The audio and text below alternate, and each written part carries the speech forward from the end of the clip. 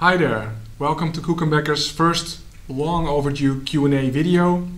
My name is Maarten. I'm neither Koek nor Becker, but I am one of the founders of the gallery Becker. If you're part of the Becker Facebook group, and if you're not, it's on Facebook and you can join if you want to talk about your hobby, showcase your art, or interact with fellow collectors, so please do. But on the Facebook collector group a long time ago, I asked whether you would be interested in us doing a Q&A video to answer some of your questions, and you responded overwhelmingly positive to that. So fast forward maybe a year or so later, and here we are. Why did it take us so long to do that? Well, of course, we are a busy small team, but also I'm not a native speaker, so I had to get over some initial resistance to talk to you in English on camera. So I'm sorry about that, but you'll have to make do with the accent. I'll try to be as clear as possible. But also, of course, a very good time to do this now is because of the coronavirus is keeping a lot of us at home a lot more than we would like. And we thought it would be fun to make a video for some distraction and some entertainment. And you have some time to watch this as well, probably. So let's start with the first question. One of the questions we get a lot, of course, is how do you decide, or who does decide what art to release or what art collection to do?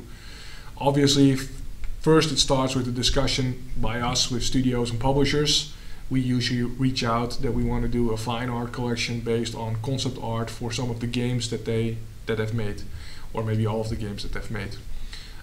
Those discussions can take a long while. It depends on the studio or the publisher. The fine art program is relatively new, so especially when we started out, we had to do quite some introductory talks on what it is that we as a gallery were looking to do, the quality of the prints that we wanted to make. But now that we're more established and we work with quite a lot of studios, if you follow us, you know that. That has become a lot easier. Very basic first beginning, we just go into the archives and see what's there. For a fine art print, you need, at the quality that we do it, and especially for a large piece, you need large images with a lot of pixels, 300 dpi preferably, which is and it's digital art, and most concept art is made digitally. So that's not like you can print anything. So there's usually just a select few images that are fit to print anyway, and we trim that down to a nice collection, nice first collection that we can launch. And we do that in discussion with the artists in the studio. So what would you like? What don't you want to show?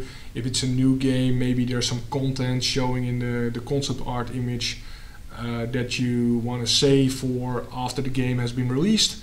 So we don't spoil anything of the experience of playing the game. So that's a bit of a back and forth, and that's how the art collection is made. We reach out to almost every studio and publisher, and it's more like their rhythm and their timing if they want to work with us or not. So if you want to see art for a specific video game and we don't have it, pester studios or a publisher to work with us. It can never do any harm. So that's basic first selection. We of course have a certain preference at Becker. Me and my brother, the co-founder, we do the initial selection.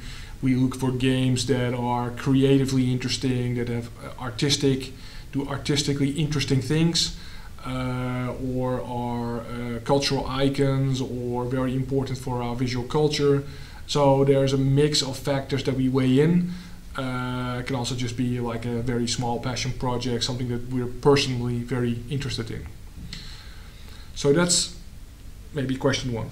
So what we also hear relatively often is, could you do more? Would you want to do more with indie games? A lot of the collections we do are some of the big budget titles. The answer is yes. We love indie games. We play indie games. There are some fantastic visual indie games out there. The problem with indie games we found is when we do a collection, the interest to buy is a lot less than with some of the bigger titles. So that's a bit of a challenge for us. And we're a gallery, we're a business, and if we do an art collection for an indie game or a book, and it doesn't sell that well, could be a factor of a whole variety of reasons why that is. But in any case, that has been a bit of a bottleneck for us to do more indie games.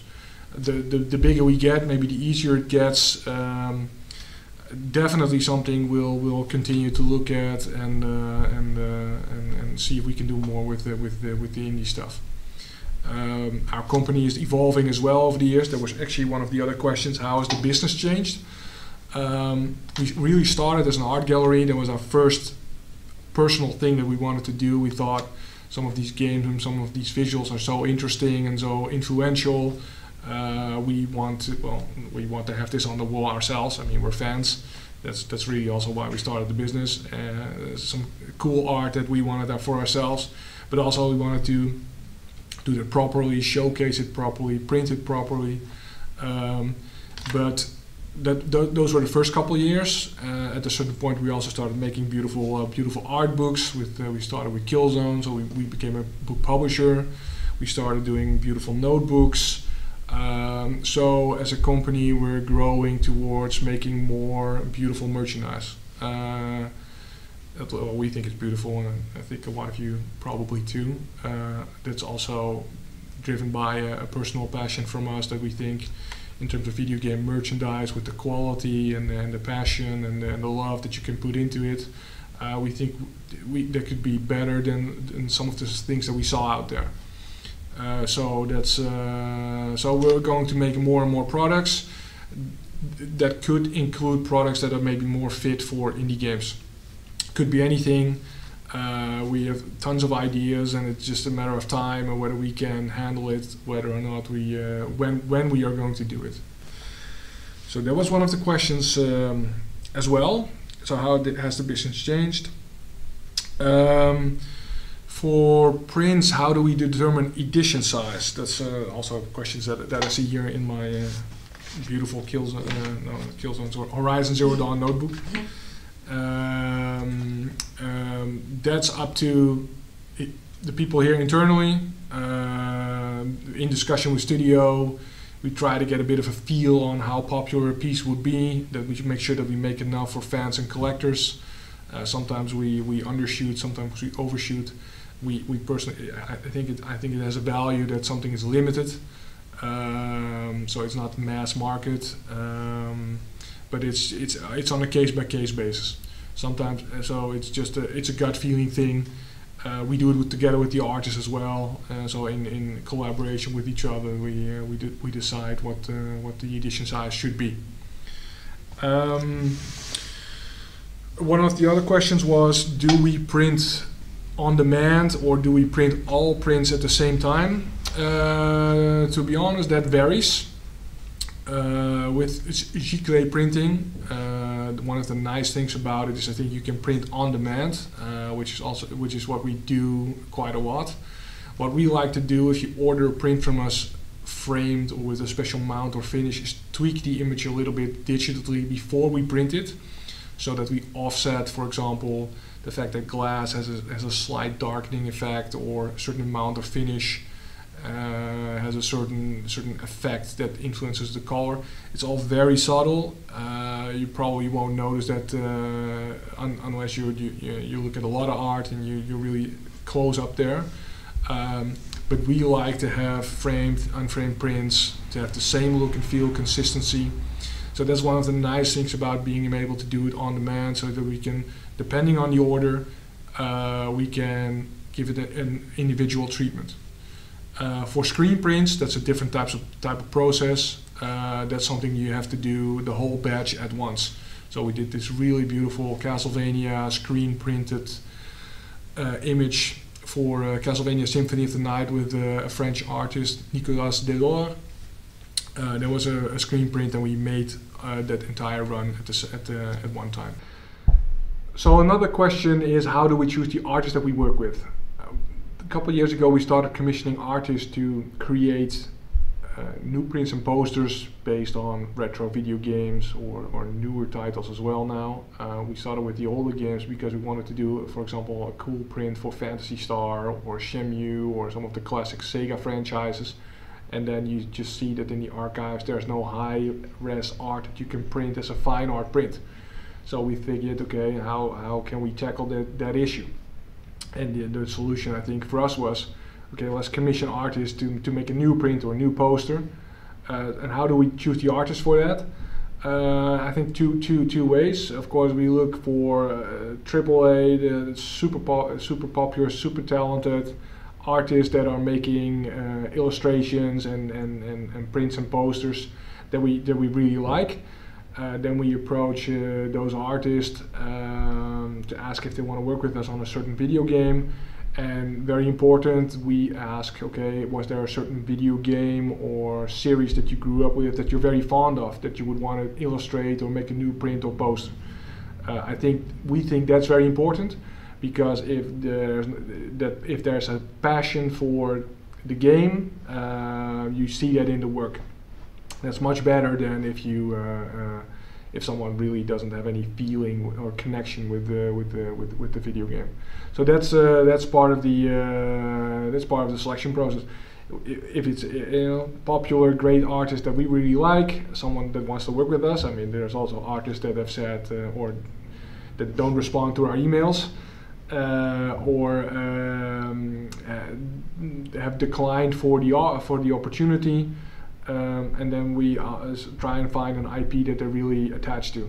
And we need, of course, a studio and publisher that gives us a bit of creative space to make something nice, because it's an artist and an artist interpretation. It's not a marketing poster, so we need to get a little bit of a leeway for a nice interpretation.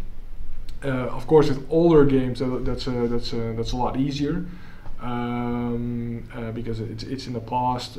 With newer games or games that have still to come out, there's of course more control, more people looking over our shoulders to see what we do. So that's how we choose the artist. We have a general shout out to artists, and artists can always approach us as well if they want to work on something with us. Send us a link, and we can see what we can do and see if we can find the right project. We're a small team, so there's a limited number of opportunities that we can do. And if it was up to us, we of course would do a lot more with a lot more IP. So what are some of the studios that you still want to work with or that you miss currently in your portfolio? We do a ton with Sony studios, and they've been great. BioWare is also fantastic. Shout out to all the studios and publishers that we work with. We would love to do something with Nintendo, hopefully this year or next. We will continue to ask, so that's fantastic. Capcom has some fantastic IP. I think just in general we would want to work with everybody. There's so many fantastic games out there that we think could have a great art print treatment or a nice book. So we won't stop until we work with everybody, if it's up to us. But I'm already amazed and super happy with all the projects that we've been able to do. If I look back to the beginning and what we set out to do, and of course we had a short list of, okay, what games do we want to do, and would we love to see a print of, some passion projects, and a lot of those have materialized over the years. So we're very fortunate that we've been able to do all that. And that studios have trusted us to tackle their brand in this way. Let's see. Very concrete question I see here. Will we do more Mass Effect or Witcher art? That's probably that's from a fan, obviously. For Mass Effect, I think not. We've looked at everything that's available for the first 3 series. Mass Effect 1, 2, 3. I think this will be it for now, but who knows? For The Witcher, definitely there will be more art coming in the future. Hopefully this year, if the Corona situation doesn't Oh yeah, do we work with museums or galleries, and do we have pieces on loan? And actually we do. We work with quite a few museums. Every museum that reaches out, we want to help, because the cultural aspect of what we do we think is very important. We want people to see as much of this art as possible. We've done museum shows in the past in Europe. We've been at cons. We've worked with some art galleries around the world if they want to do a show together with us. Definitely not as much as we would have wanted to. Again, it's also something priority for the team, but for sure going forward I would love to have more places to have this art on display and to show it to people, because it makes a lot of I mean, if you're a buyer and you've bought something from Becker before, you know that it's a fantastic piece, if I do say myself. To communicate that via the website upfront is a bit of a challenge, or you need to take a little bit of a leap of faith that it's a fantastic product. If people can see it in real life and see it on the wall and see it in a museum, and also to be able to show this to people that have not been exposed or don't know the whole world of concept art and video game art, that is fantastic.